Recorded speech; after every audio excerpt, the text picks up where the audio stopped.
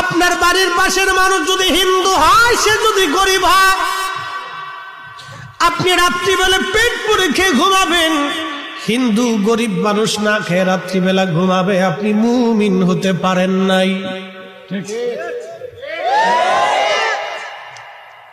বলে হুজুর কারণ কি? ওরা হিন্দু বলে আপনি মালউন বলে গালি দিবেন, তা হবে না। এই শিক্ষা রাসূল করিম জীবনে কোনোদিন আমাদেরকে দেন নাই। হযরত আলী শাহাদাত বরণ করবেন, তিনি শহীদ হয়ে গেলেন। 3 দিন পর্যন্ত তিনি একবার আহত ছিলেন। এই কর্ণের এই গোড়াতে এখানে তাকে আঘাত করেছিল। যে আঘাত করলো তার নাম আব্দুর রহমান মুলজিম খারিজি।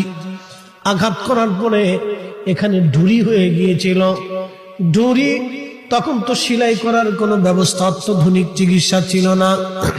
হযরত আলী রাদিয়াল্লাহু আনহু এখান থেকে রক্তক্ষরণ হয়ে হয়ে শুভ্র দাড়িগুলি তার ভিজে ভিজে রক্ত পড়তে লাগলো।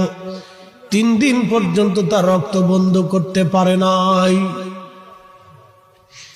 সাহাবীরা এসে বলল, আমিরুল মুমিনিন, আপনি যদি বলেন আব্দুর রহমান মুলজিমকে আমরা ধরেছি, আব্দুর রহমানকে আমরা হত্যা করে ফেলি, হযরত আলী শহীদ হয়ে যাবেন। আহত দেখেন তখনও কত বড় ন্যায় ইনসাফওয়ালা। তিনি ডাক দিয়ে বলেন, ও আমার নবীর সাহাবীরা, সে আমাকে হত্যা করার জন্য ছুরিরাঘাত করেছে। আমি যদি শহীদ হয়ে যাই তাহলে তাকে হত্যা করা তোমাদের জন্য বৈধ হবে, কিন্তু যেহেতু আমি এখনো শহীদ হই নাই, মৃত্যুবরণ করি নাই, অতএব তাকে তোমরা হত্যা করতে পারো না। চিৎকার মেরে জোরে বলেন না মারহাবা। আমরা হলে বলতাম মেরে ফেলে দেখ।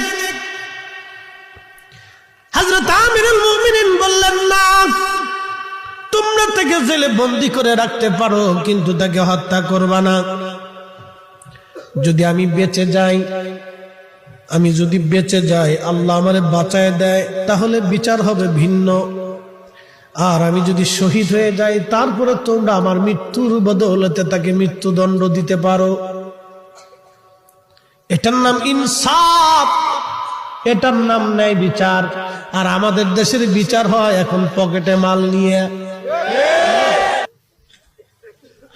আল্লাহর নবী বলেন, উম্মতকে তোমরা শুনিয়ে দাও, কঠিন হাসরের মাঠ।